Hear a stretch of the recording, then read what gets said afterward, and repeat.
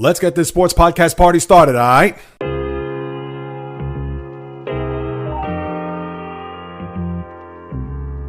The JAYREELZ podcast. What is happening, Micah people? Greetings. How are you? How's it going? How's everybody doing out there? What is the latest and greatest? Hope everybody's doing well, feeling fantastic, in excellent spirits. It's feeling like winter in these parts, so let me provide some heat as I've got a lot to say on what the sports world has to offer, as this is the JAYREELZ podcast with yours, JAYREELZ. For my first timers, welcome aboard. And for those who've been banging with me going back to the very beginning, somewhere in the middle, or even as early as this past Thursday, I welcome you guys and gals back.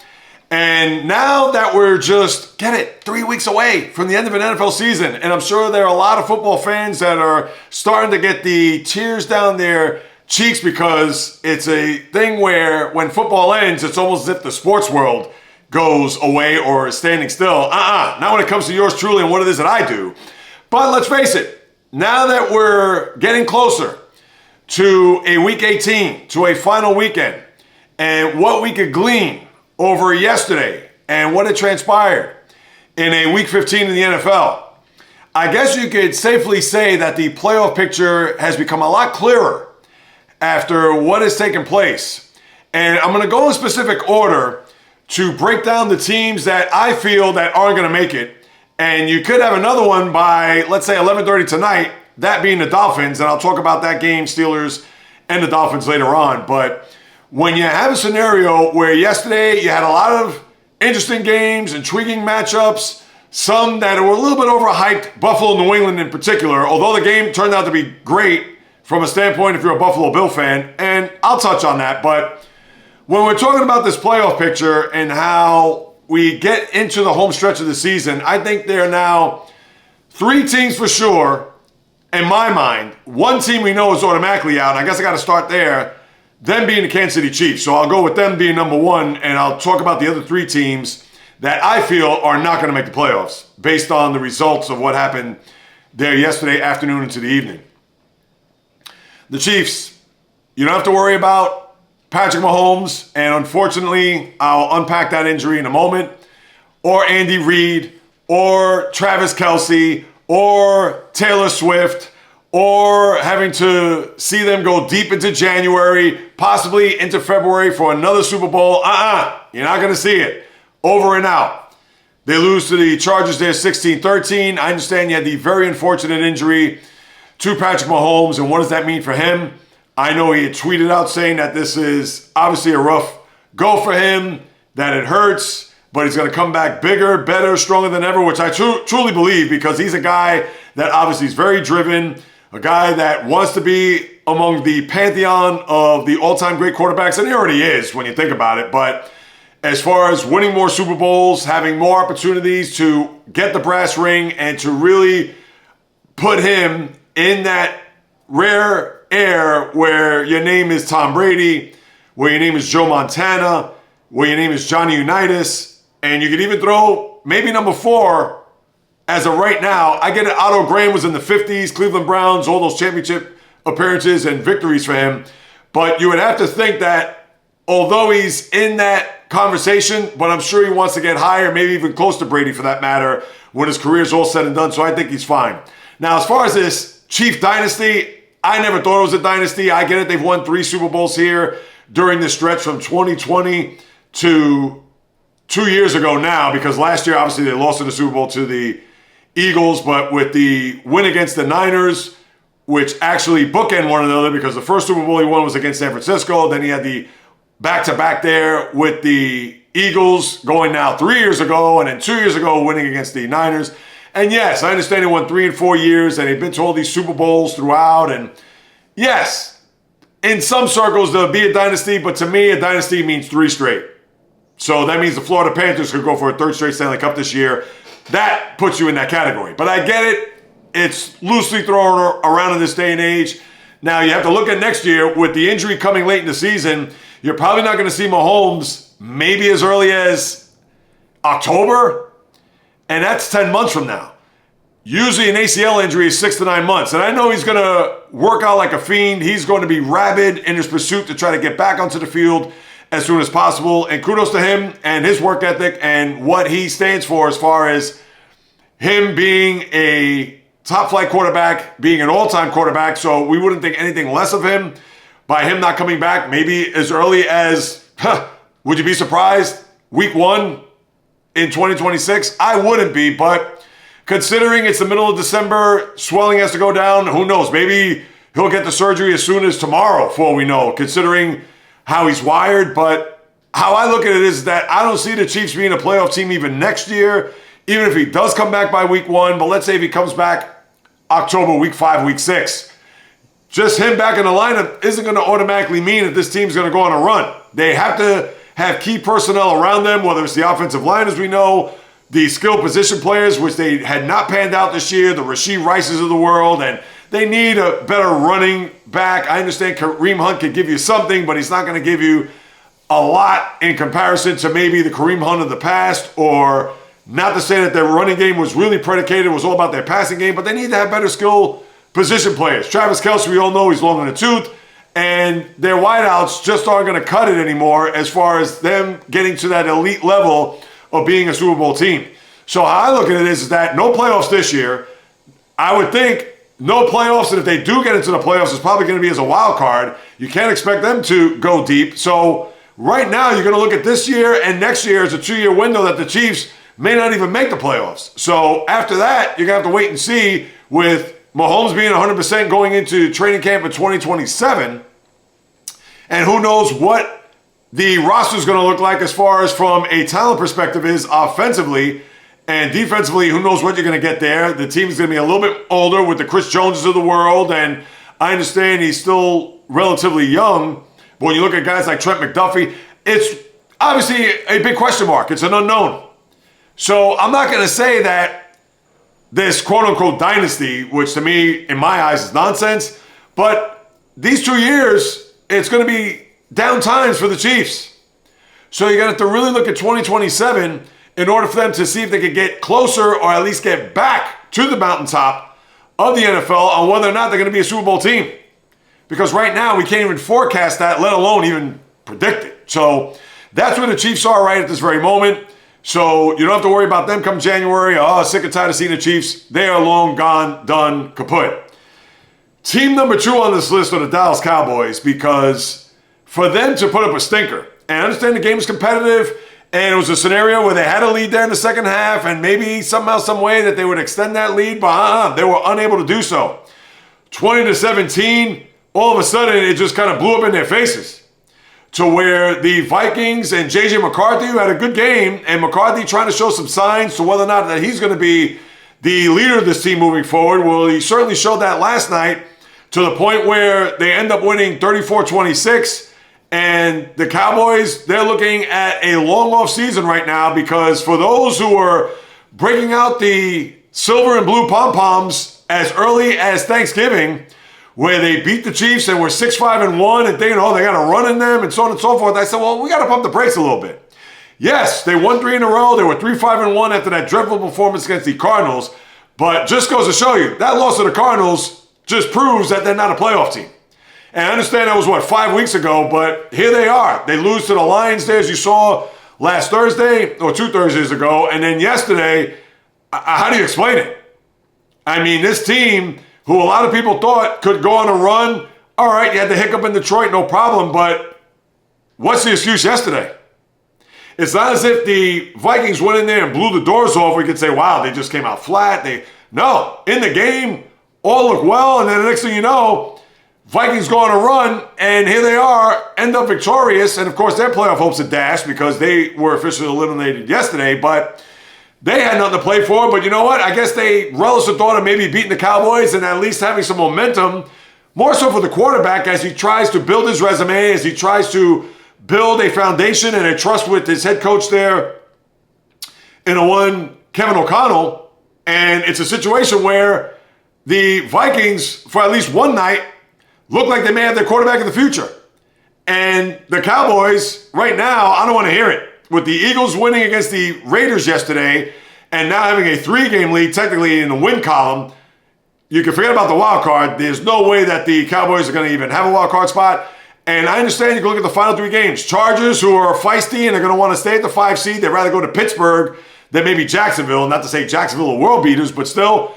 And then you also have a situation where they have to go to Washington and to the Giants. And I get it, both of those teams are dead team walking. But as I've said a million times and one last time, division games on the road are always not a shoo-in. So the Cowboys, to me, they're done. They're toast. Forget about them. Team number 3, I have to throw the Colts in there. And I understand Phillip Rivers was borderline heroic. For a guy who hasn't played in 5 years, a guy that literally just rolled out of his bed to sign a contract with the Colts, and his percentage numbers were really good. I know the yards weren't a lot, and they weren't expecting Phillip Rivers to throw the ball over a lot. And let's face it, at 44 years of age, he can't break a pane of glass with his throws, but as long as he's able to get the throws there and nobody's brought him in there to have a rifle arm, which he never really had, Phillip Rivers, but you got to give it up. He was valiant in that effort, and it looked like they were going to win the game there late as they got a field goal there with about, 48 seconds to go or somewhere around there. But that was still plenty of time for Seattle to go on down the field, and they kicked the game-winning field goal in their own right. And even though the Colts did have a last-ditch effort and trying to set themselves up for a long field goal, but Rivers overthrew and the ball was tipped, intercepted, game over there at midfield. And the Colts, who had the Niners coming into their building, and you know the Niners, they have an outside shot to win a division. So you know that they're going to play with a lot of fervor and a lot of passion because think about it. You have the Rams and Seahawks playing on Thursday night. So one of those 2 teams is going to lose. So that gives the chance for a Niners to inch closer to the top of the division. So to me, the Colts, I think that there are another team that are going to be out to sea before you know it. And even though their heads are still above water, and I understand that the Texans, who are ahead of them and have tiebreakers, but you have to think that the Colts aren't going to make it here when it's all said and done. So that's team number 3. And then the 4th team, and I kind of hate to say this because I picked them as an over this year, and I believe it was 10.5. So now they're going to have to run the table in order for me to get to that number. But I think the Lions are toast. That was a tough loss yesterday there at SoFi, and you knew it was going to be a rough environment for them to go on the road. And it looked fine at 24-20 when they had the lead, but then Colby Parkinson had that touchdown catch. And I understand it was questionable whether or not, but upon a couple of other replays, I saw it and it looked like he did secure the ball. The one replay you saw, I was like, wait a minute, did that ball touch the ground? And obviously, as he was getting to the turf, the ball looked like it was moving, but he had enough control in order for him to secure the catch. But the Rams go on the win, and the Lions, who host Pittsburgh this week, which I think they could and probably will win that game, but then they go to Minnesota, and I just talked about Minnesota a second ago, and they end the season in Chicago. And I talked about this on Thursday's podcast. If they happen to be a game behind the Bears, which they could be, but if they happen to be a game behind the Bears, they could actually win a head-to-head. And think about this with the Bears. Prior to the game against the Packers 8 days ago, they were the 1 seed in the NFC. They lose to the Packers to go all the way to 7. And with their win over the Browns yesterday, they go right back up to 2. So they're going to have to lose here along the way, and they possibly could do so because they have Green Bay coming into their building Saturday, and they have to go to San Francisco the week after. So not an easy schedule for them. All is not lost for the Lions. But the Lions, I think, they could get to Week 18 being out of the postseason picture. Now, similar to the Colts, they have their heads above water. Maybe their noses above water at this point, considering that of where they stand in the NFC playoff picture. But it's not looking good, and I don't think the Lions are going to make it. Because would I be shocked if they lose to Minnesota? I wouldn't. And I don't know if they're going to be able to make up a game. They could, because of the Bears schedule. And I think they could beat Pittsburgh. But my thing is that the Bears, I'm sure they're going to want revenge for the game that happened just last week in Green Bay, where the Packers are coming to their building, and I know the Packers are going in hurt, and we'll talk about them in a moment. Excuse me, but I think the Lions right now look like they could be on the outside looking in as far as the playoffs overall. And then tonight, you have Steelers, Dolphins, big game for both teams. Obviously, if the Dolphins want to keep whatever slim playoff hopes alive, they need to win this game tonight. They lose, they're going to be done. And I think they're going to lose tonight. It's going to be cold in Pittsburgh. Dolphins do not play well in cold weather. Watch me say that, and the Dolphins eke out a 17-14 win.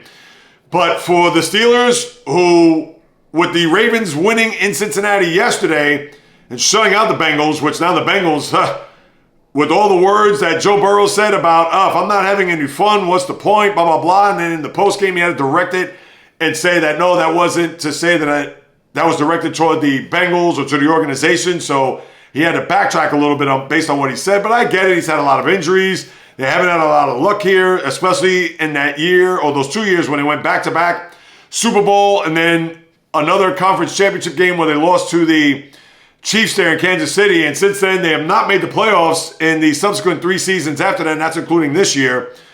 But for the Steelers, they want to stay a game ahead of the Baltimore Ravens in the pursuit of the AFC North. Now, if they do lose tonight, they will be tied with the Ravens there at 7-7. But remember, because they beat the Ravens last week, they do have the head-to-head, so they'll still be in first place and will have the 4th spot. But why flirt with that when you have a team that are always going to be desperate and always going to want to keep their postseason hopes alive? But the Dolphins, as we know, do not travel well, especially up north in December.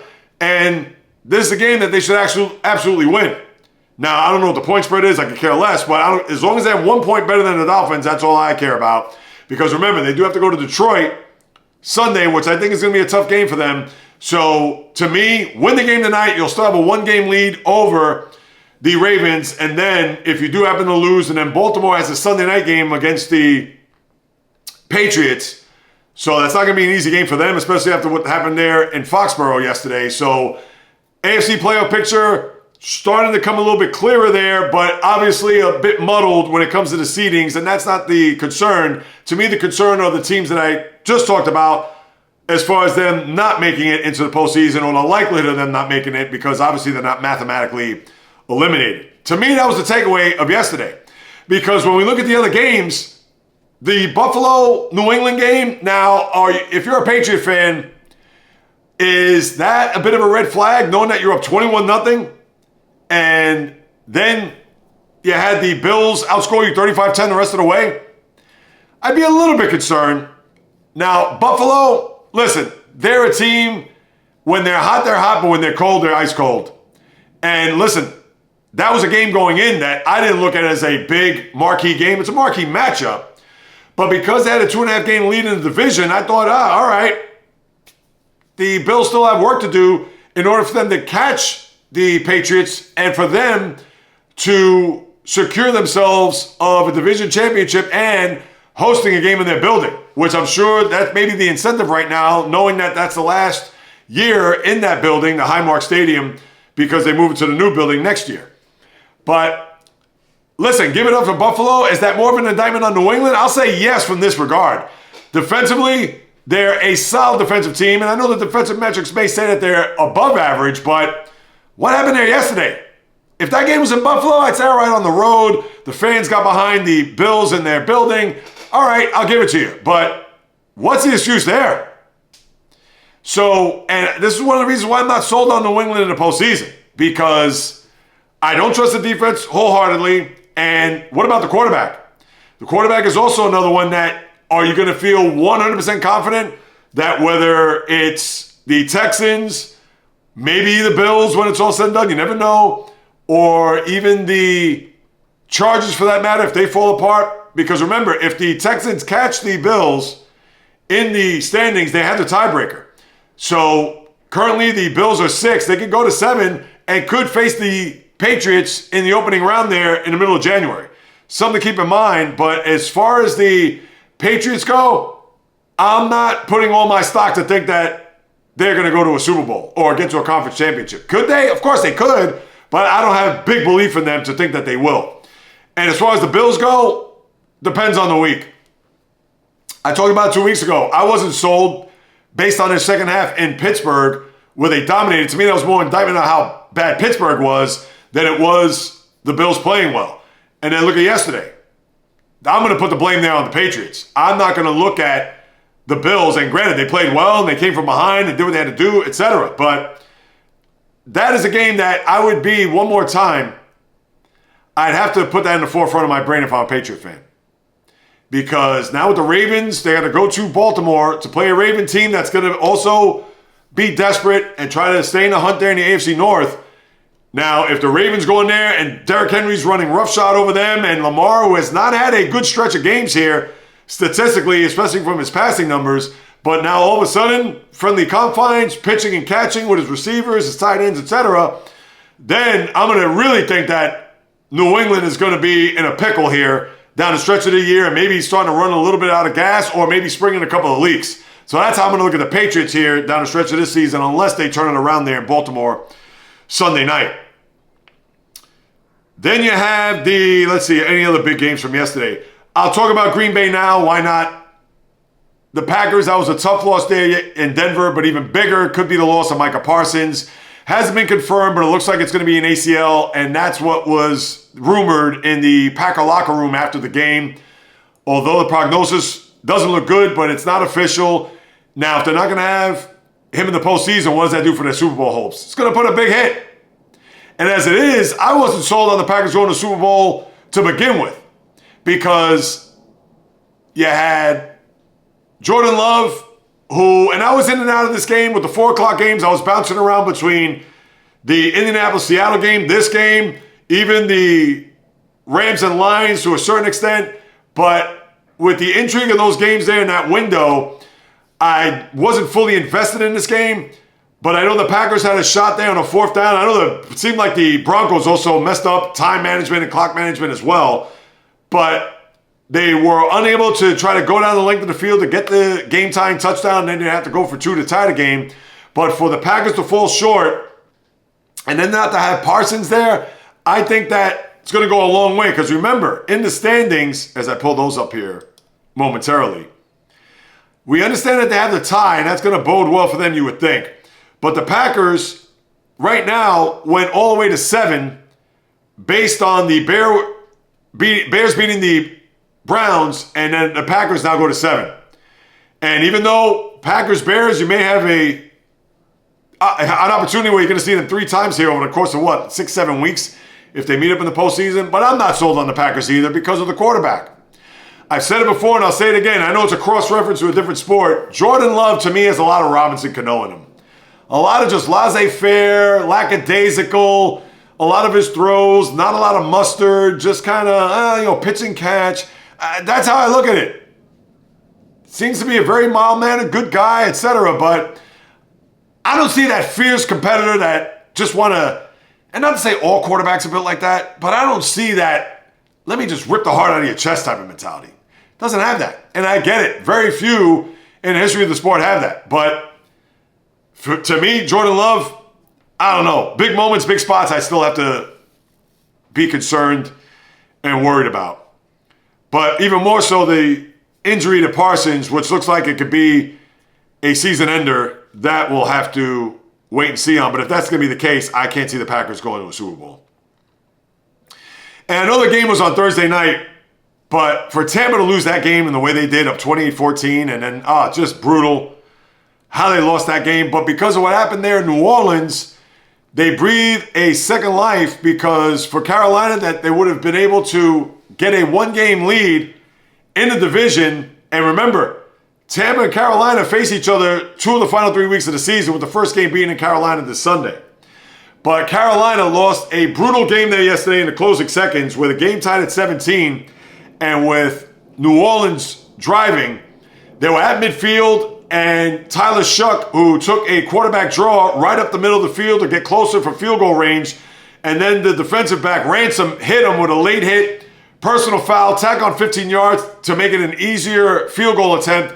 And the field goal attempt was executed and won, as the Saints, who played well here, they beat the Buccaneers in Tampa there last Sunday, and then they beat the Panthers here, to where now the Panthers and Buccaneers are still tied at 7-7 with their records. Tampa does have the advantage as of right this moment. But again, if Carolina, both of these teams still control their own destiny. Carolina wins the 2 games against Tampa, they're going to win the division. And same can be said for Tampa if they do the same. So that's how it shakes down there in the NFC South. And that's how it shook down there late yesterday. And let's talk about Indianapolis-Seattle. For Phillip Rivers, I know I touched on it briefly before with the Colts, but Seattle, I want to touch on them, because Seattle, they stay on par in the division with an 11-3 record. We know that the Rams have the advantage right now because of the head-to-head, but they're going to play Thursday night. That is going to be you can't get a better game late in the season. Two teams with the same record fighting for a division. But here's the thing. The Rams may not have Puka Nacua or Devontae Adams. Adams had a hamstring left in the third quarter. Puka took a vicious hit there late there in the fourth quarter, or midway through the fourth quarter. So who knows what the status is going to be for his two wideouts. And that's going to be imperative with a short week. Whether or not these guys recover in time could bode well for the Seahawks in trying to win a game and get themselves in a position where they will overtake the Rams. Because remember, they both have the same record. Let me just double check that. Because I know that the Niners are 10-4, Rams 11-3, and the Seahawks are also 11-3. So if the Seahawks win, they'll have a one-game advantage no matter what the tiebreaker situation is at that point, because if they win, they run the table, they win a division.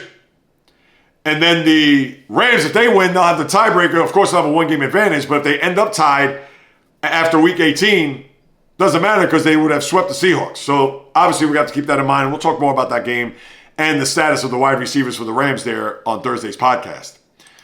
So that's what you have there. And then with the Lions, like I talked about, tough loss there. How they're going to recover from that, who knows? That we'll have to wait and see. But other than that, that's pretty much your NFL week number 15. I know Myles Garrett's now one sack away. He had a sack and a half yesterday. He has 21 and a half with 3 games to go. And I will say this. I hope he breaks the record. I hope he breaks it next week. And of course he could. I don't know who they're playing as of right now.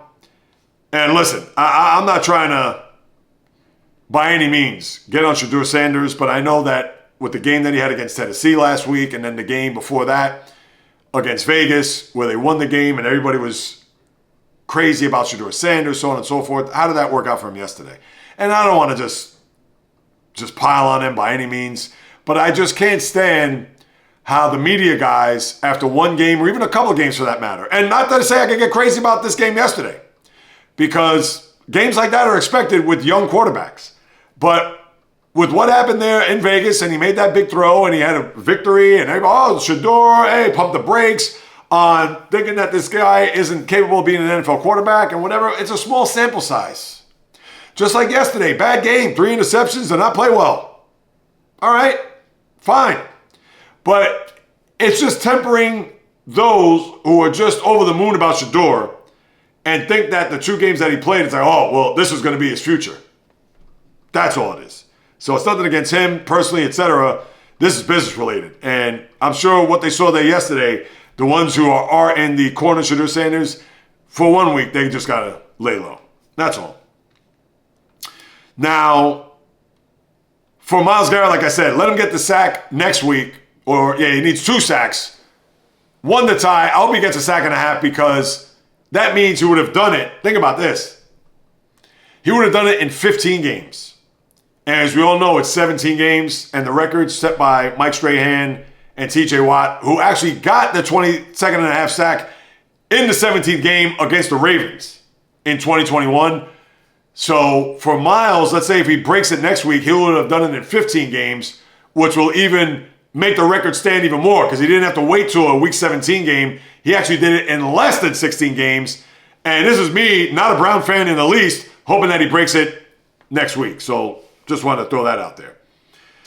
And let me see, anything else to talk about? Oh, Jacksonville winning 48-20. And I know Houston beating Arizona. Big whoop. But those 2 teams obviously in the hunt there in the AFC South.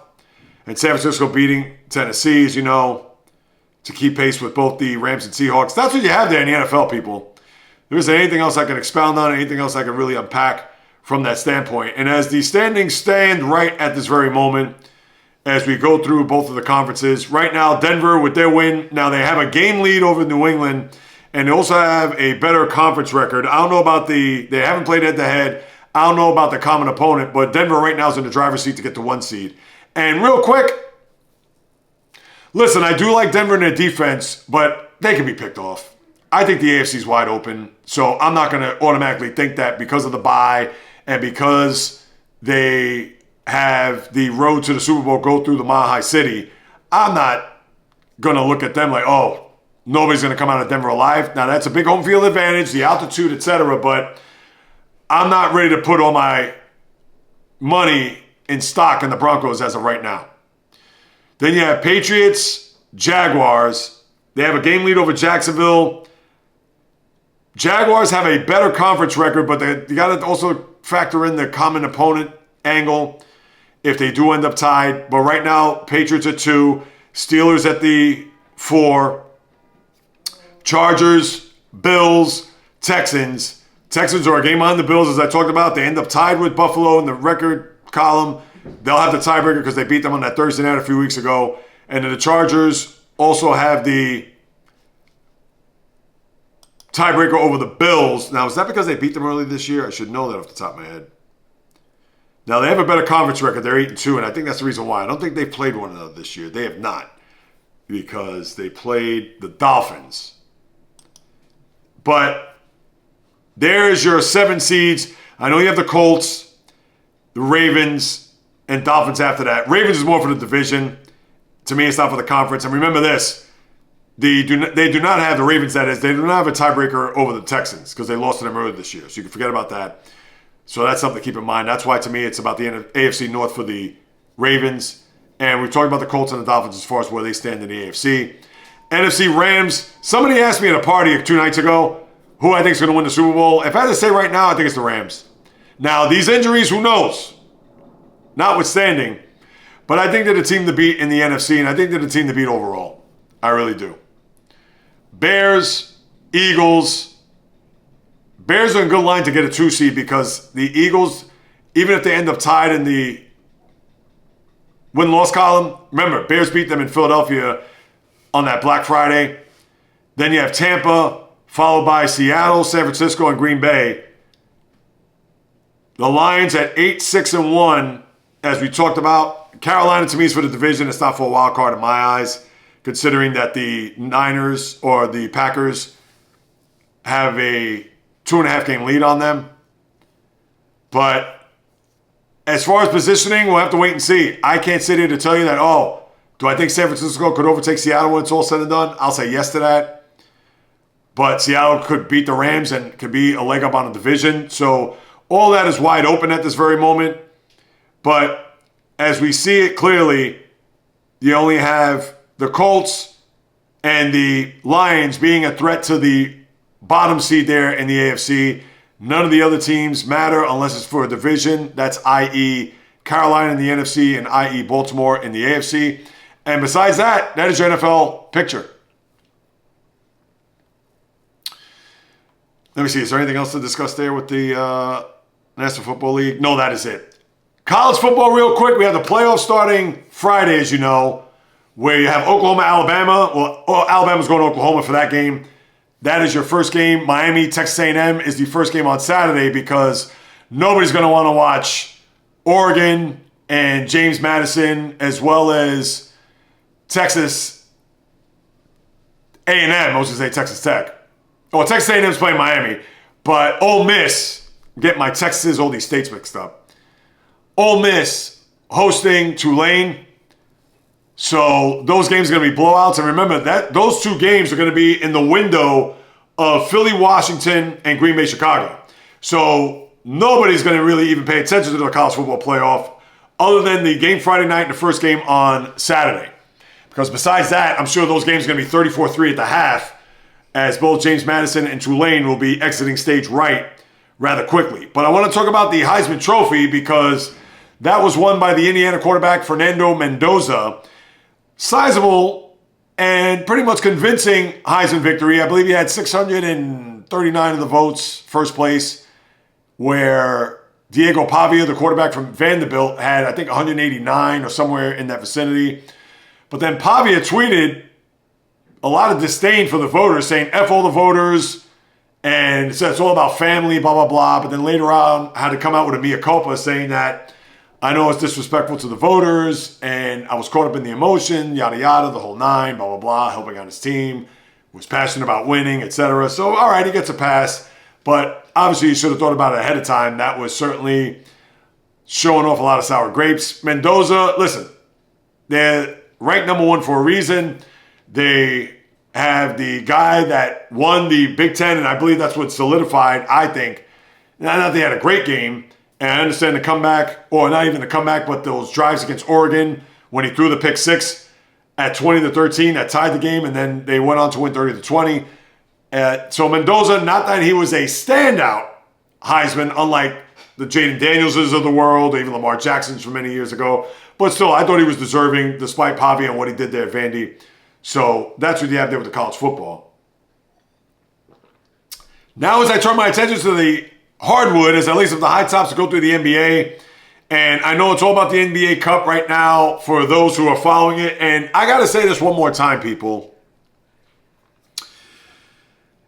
I have not been able to wrap my arms around this in-season tournament. I just haven't.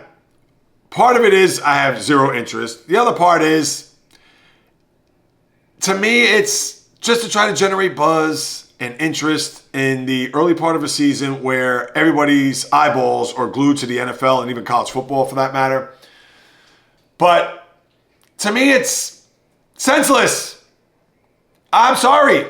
And I understand you had an epic matchup there and an epic game Saturday night between OKC, who came into the game winning 16 in a row, and I was expounding their brilliance and their excellence here on the YouTube channel with a bunch of shorts this week. If you haven't seen it, you can go back and check it. I understand now it's moot because they had this streak snapped. But Victor Wembanyama came back into the fold and hadn't played in the prior 12 games due to that calf strain. And what did he do? In 21 minutes, he had 22 points. Tack on what Stephon Castle did, De'Aaron Fox, Devin Vassell, and company. And it was a situation where down 16 in the first half, they came all the way back and won the game by 2. So kudos to the Spurs. And the Spurs are 18-7, and they're certainly going to be a team to watch for, especially when Wembanyama's in the lineup. But it's a Saturday night. I was going to a birthday party that my wife's friend was hosting all the way downtown. And what am I supposed to do? And this was planned, a few days prior.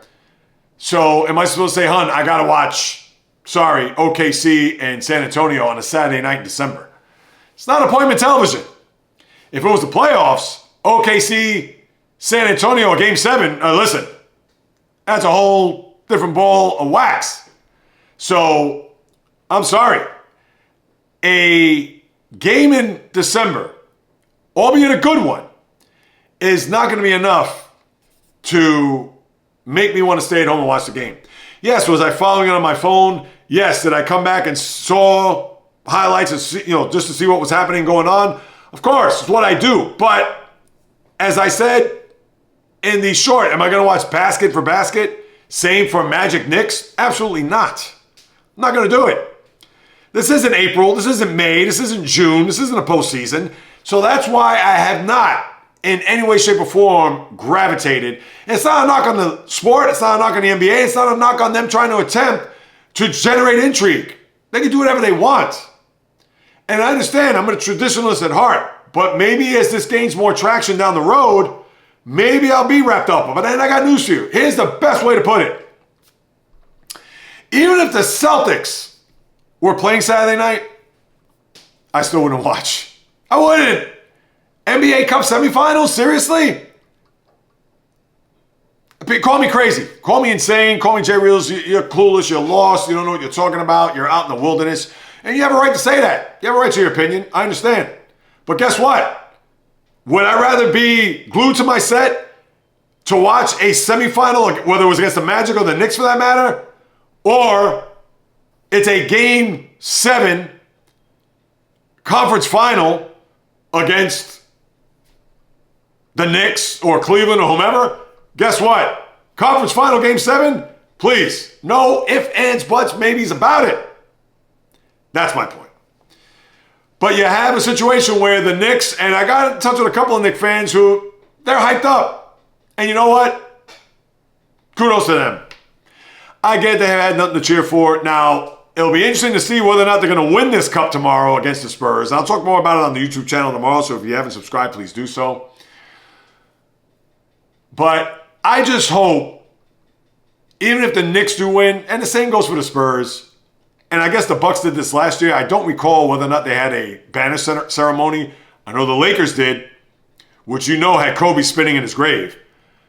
But if the Knicks win, will they have a big ceremony? Will they have a cup banner raised to the rafters? Ugh. I'd wait till when the season's over. Or I'd wait till what, I don't even know. It means nothing. This is why I don't care about it. This is why I don't get wrapped up. This is why, and I get it. I've had people get at me. God bless you. Brent Tolman, north of the border in Canada. And I understand your words, Jay. I can't believe it. How could you? I'm sorry. It's December. And that's not to diminish the two teams, and in this case, San Antonio and OKC. It's not to diminish the league, to diminish the Cup Challenge, etc. But I just can't get wrapped up in it. I'm sorry. I'm just not. Yes, am I going to follow him and watch it? Of course. Why would I do what I do if I'm not going to pay attention to it from that regard, from a distance? Again, if this was an NBA final, if this was a conference final, if this was the playoffs, it's a totally different set of encyclopedias. I'm going to be locked in. I'm going to be, I got to watch this game. That's it. Or record part of it and then come home and watch it. That's it. Over and out. December, no, sorry. If I was home, I turn it on. Let's what's happening. Let's see what's going on. Oh, wow, it's intriguing. All right, and I'd be stuck and glued. That's it. But anyway, I digress.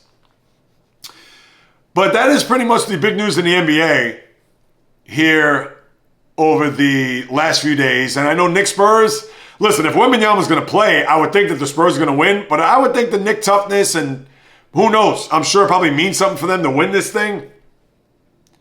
I don't know. Would I be shocked if the Knicks win this? Absolutely not. I think the Spurs have too many weapons.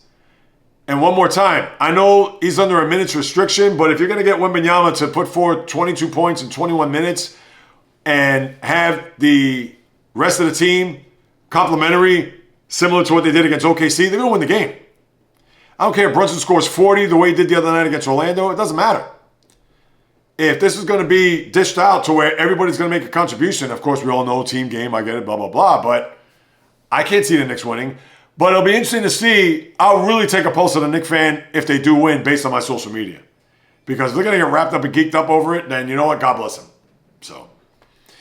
And then you also have this thing with Dillon Brooks. I got to bring this up only because, oh, geez. Listen, I understand that he's a guy that you'd want to have on your team, a guy that you want to have in your foxhole, etc. And he has his moments where he could score. He's not a scorer, though. Yes, I know the one game, I believe the game in LA, didn't he hit a bunch of threes when they beat the Lakers a few weeks ago? Or was that elsewhere? That just goes to show you. Games in the regular season, you're not going to get so wrapped up on as much as you would come playoff because just like baseball, just like the NHL, it's a slog to get to April. Just like baseball, it's a slog. It's a day-to-day slog to get to October. When you get to October, though, nothing better, nothing like it. But for Dillon Brooks, I'm not going to say it's a fake tough guy image. I won't go as far as saying that. But for him to want to get into the face of LeBron, and it worked for a little bit there yesterday because LeBron took the bait where he was going at him. But then when he makes that three, Brooks, and then he goes over to LeBron, he tries to get in his face, and then he bumps him. I mean, what are we doing? I mean, you got to know what kind of feathers that you're ruffling here. Just like we've seen with Draymond over the years. You know I'm tired of his antics, but for Draymond, you know he's going to try to get under the skin of players that you know he's going to do. He's not going to get under the skin of a guy like LeBron or a guy that has won or has a pedigree or is a guy that he, let's say, even respects for that matter. Because for Draymond to go after players that, whether they're all-timers or players that are much better, I understand he tried to do it with Victor Wembanyama early if you saw when he had that dunk over him, etc. But I'm sure he knows he can't toy Wembanyama from a height standpoint, talent, etc. But he could try to get under his skin because he's a young kid or maybe somebody else on that team. But for Dillon Brooks to do that, come on. That act gets tiresome quickly. And I get it if he's been on winning teams with Memphis. They never won anything in the postseason. And we've seen this going back to his days in Memphis and his brief stay in Houston, and then here it is yesterday trying to rile up LeBron, and I get it. Maybe it's a little bit personal for all I know. because of how he feels towards LeBron or how he feels towards the Lakers. Who knows? And that's dating back from his days in Memphis. But enough already. We've seen this before. It's tiresome. And I don't know. To me, it's... Again, I'm not going to go as far as saying fake. Maybe it's just manufactured. And I understand he's a chippy player. He's an emotional player, physical player. But I don't know. Maybe it's me. But just to see how he acted there yesterday on the court. And listen, he baited LeBron on that first exchange that he had. But then afterwards, please. But throughout the rest of the association here, before I get to the schedule,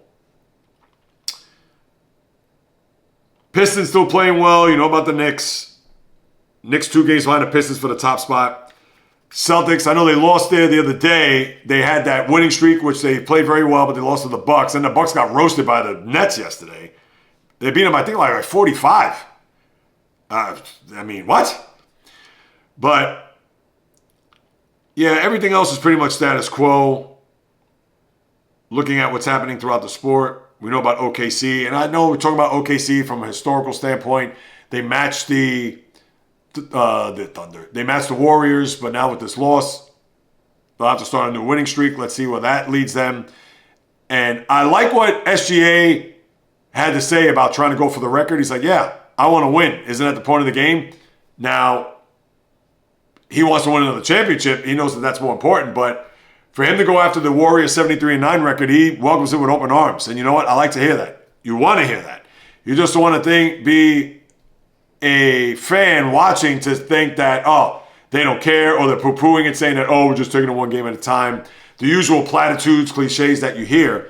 No, he means business, and who knows if they're going to try to shoot for it here with this loss here. Now they're going to have to go on another big winning streak because the barometer that had been set was 24-1, 29-2. 36-2. 37-4. That was the Warriors in 2015-16. Those were the various points that they hit throughout the first half of the season. And let's see whether or not that the Thunder could keep pace of that.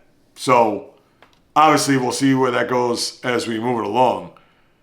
But, yeah, that's what's happening there in the association. As far as the schedule this week, we know about the Cup final there tomorrow night. Tonight you have Detroit and Boston, who Boston snapped what do they have? I think they had was it a 15-game winning streak? Or 13-game winning streak it may have been. So they'll see if they can exact some revenge there. Toronto at Miami. And Detroit, Boston, as well as Houston at Denver are on Peacock tonight. Memphis at the Clippers. But you have 3 good games tonight that you want to focus in on, so that's good. And then Wednesday you only have 2 games. So a very light schedule for the NBA. Cleveland at Chicago. And then Memphis at Minnesota. But then come Thursday, you have a bigger slate, bigger schedule, and we'll talk about that when we get to Thursday's podcast. Now as I lace up the skates to go through the ice, and you had 2 big trades on Friday, which were a little bit surprising because of the players that were involved. The Oilers traded Stuart Skinner, Brent Kulak, a defenseman, and a second-round pick, I believe, I don't think it's next year, it could be for down the road, for Penguin goalie Tristan Jarry. What does that mean for the Oilers as far as them trying to get themselves a rock-solid netminder, especially once you get to the playoffs come April? Is it an upgrade? I'll say it is, but I don't know if that's going to be enough because defensively, they're not a sound team. Jarry will give you a little bit more than Skinner and or Calvin Pickard, but yeah, I don't know if that's one that's going to really stamp them as a team. Now, mind you, they've had stretches in the regular season in the past 2 years under their coach Chris Knobloch where they've made runs and they've gotten close to the top of the Pacific standings.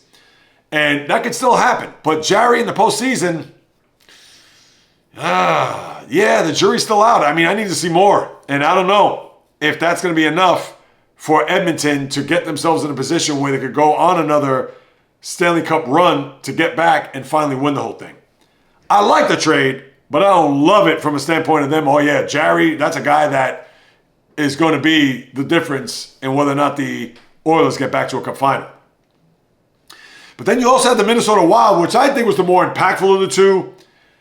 The Wild acquired Quinn Hughes, the defenseman. They also got another player on board, I think Sam Poulin, for picks as well as a defensive prospect that went back the other way. And you know how bad I am with names, people, but they get Quinn Hughes, the brother of Luke and Jack, the Devil tandem there.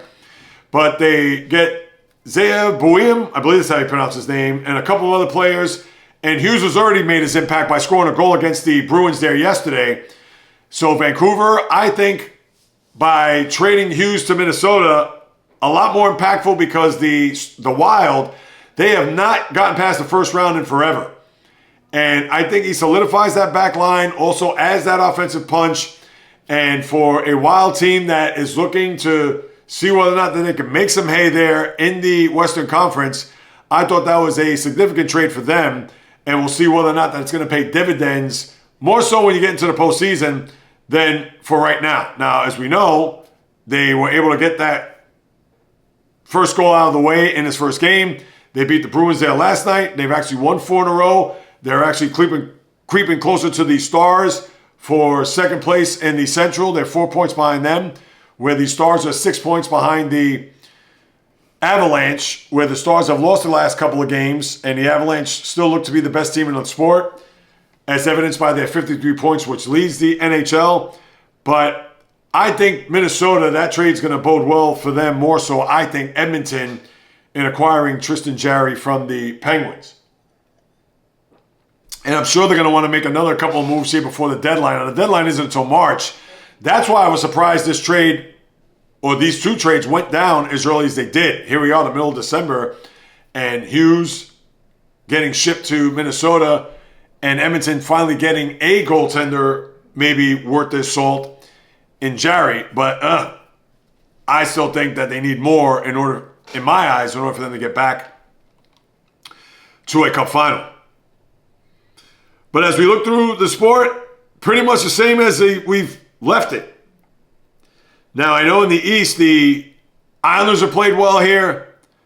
In fact, I can't believe how they played, to be quite honest with you. Now they're in second place. They've gotten a point ahead of the Capitals right now. But the Hurricanes look like they could start to be clicking on all cylinders. With all the offseason moves that they made, they've now won 4 in a row. They have a 3-point advantage over the Islanders. And now some separation there. Because remember, last week there was a 7-point differential between the team in first place and the team in the cellar. Now it's 12 points, and maybe Carolina's looking to gain some separation on the rest of the division, so we'll keep that in mind.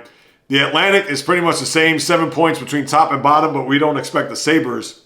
I know my nose is itching again. I don't know what the hell it is, but please, it's not any allergies or certainly any drug habits, I can promise you that. But, yeah, Atlantic is pretty much the same. I know with the Wild playing better and creeping up in the standings, we can look at them at this present moment.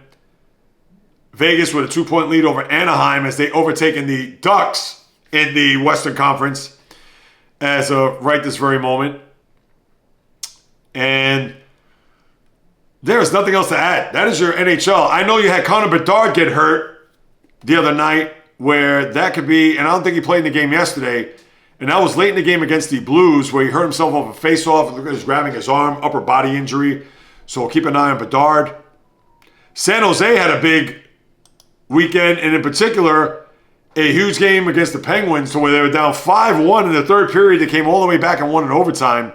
And give it up for Macklin Celebrini, who's having a big year, the number 1 pick there last year by San Jose. So you got to like their talent and what they have going on. Despite the slow start, and yeah, I know they're hovering near the bottom. Not near, but not a team that may be looking to make some hay in the NHL, but we shall see, considering that they're currently, in 5th place, just a point behind Edmonton and 2 points behind the Kings there for 3rd place in the Pacific Division. So that's what you have there. And as far as the schedule for this week, tonight, you have the Battle of Florida, Florida at Tampa, Anaheim at the Rangers to close out their East Coast, or I should say their tri-state visit. Ottawa at Winnipeg, Nashville, St. Louis, LA at Dallas. Tomorrow, Utah at Boston, Chicago, Toronto. You like those games where the original 6 play against one another. Philly at Montreal, Islanders at Detroit, Vancouver at New York. Vancouver, who I believe lost to New Jersey yesterday. So they're going to be in New York. No, they actually beat the Devils. My apologies there. So they're going to be in New York for the week. Play the Rangers tomorrow and then the Islanders on Friday. Then you have Anaheim at Columbus, Edmonton at Pittsburgh, Washington at Minnesota, Calgary, San Jose, Colorado, Seattle. And then Wednesday is LA at Florida, Utah, Detroit, Winnipeg, St. Louis, Carolina at Nashville, and in Jersey at Vegas, which rounds out your NHL. Let me see, is there anything else to add to that? No, that'll do it. All right, and then to wrap up, let's talk a little baseball as I get in the batter's box. And now that we've gotten past the rough midweek by the Mets, we all know what happened. We all knew who signed elsewhere, etc.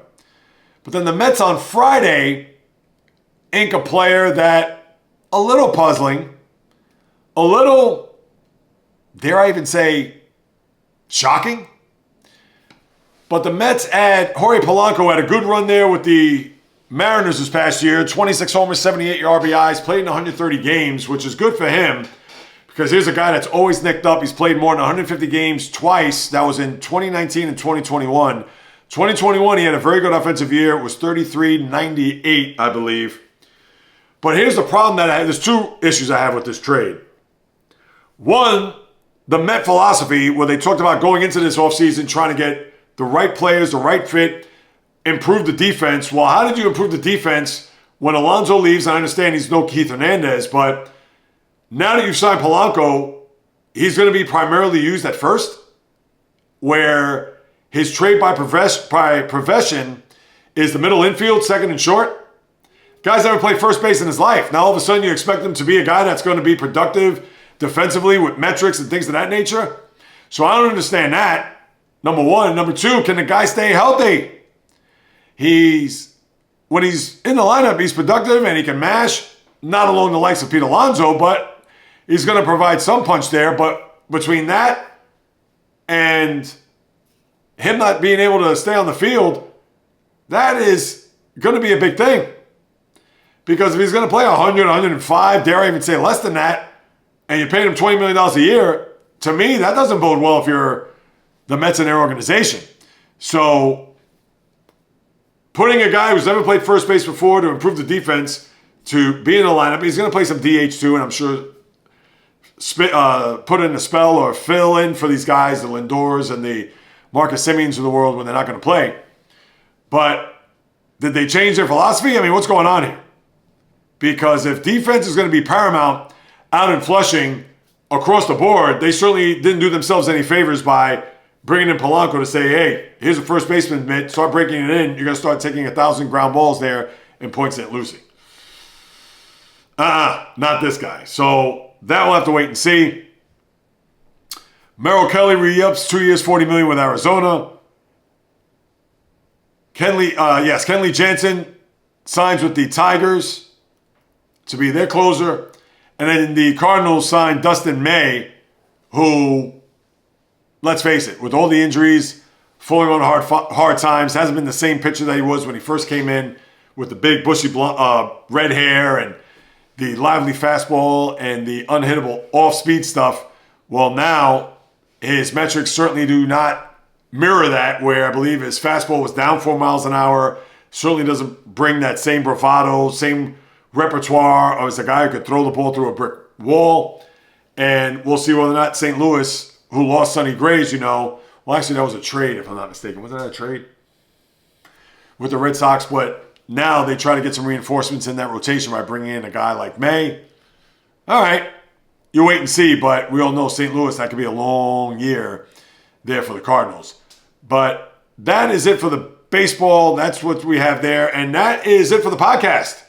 As I land this plane, thank you so much for stopping by, passing by to carve out precious time out of your day to listen to what it is I have to say about what's going on in the wonderful toy department of life called sports. And if you haven't done so, please subscribe, people. I implore you to do so. Apple, Spotify, the YouTube channel at JAYREELZ. I'm going to continue to put out content.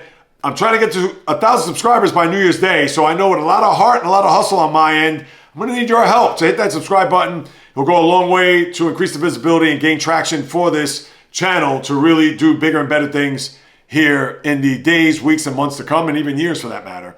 And if you want to hit me up with a question, comment, or suggestion, you can do so at the following: Instagram, TikTok, Facebook, the JAYREELZ Podcast, Twitter, JAYREELZ1, just the number. I'm also on Twitch, people, so you can catch me on Twitch when I do the live stream on Wednesday, high noon, and every Wednesday, 12 p.m. Eastern, so definitely check me out on Twitch. That's JAYREELZ1, also similar to the Twitter handle. And if you have a suggestion or comment, do so at the JAYREELZ Podcast at gmail.com or any of the aforementioned social media accounts. I'll be more than happy to follow up with you guys and gals, because whether you do or do not know, this is what I love to do, people. It's in the blood, it's in the DNA since birth. Because if you're unable to hear all the passion, fire, etc. over the last hour plus, then you're going to have to come back on Wednesday to the live stream or the podcast on Thursday, etc. Because as long as I'm alive and breathing, sitting in front of this camera and microphone, I promise I will deliver nothing but passion, fire, energy, fury, with my thoughts, opinions, critiques, praise, analysis, feelings on anything and everything that happens on all of the diamond, ice, gridiron, hardwood, golf course, racetrack, tennis court, boxing ring, octagon, you name it. From my lips to your ears, from my heart to your soul, from where I am to wherever you are, the JAYREELZ Podcast always comes correct, direct, and in full effect. From the South Bronx, the South Beach, the South Central, the South Pacific, and all points beyond. Peace, love, and God bless everybody. And until next time on the JAYREELZ Podcast, on the flip, baby.